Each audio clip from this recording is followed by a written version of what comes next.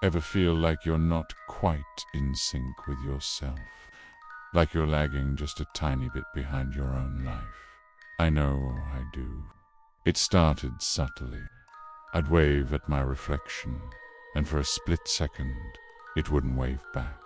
I'd laugh, and the me in the mirror would stay silent just a moment too long. At first, I dismissed it, a trick of the light. Maybe I was just tired. But then the delay started to stretch.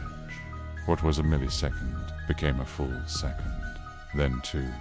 Now, when I smile, I have to wait. I stand there, holding a grin on my face, watching my own image, still and serious. And I wait. I wait for it to finally decide to smile back. I have a terrifying thought. What happens when one day it doesn't smile back at all? The delay is getting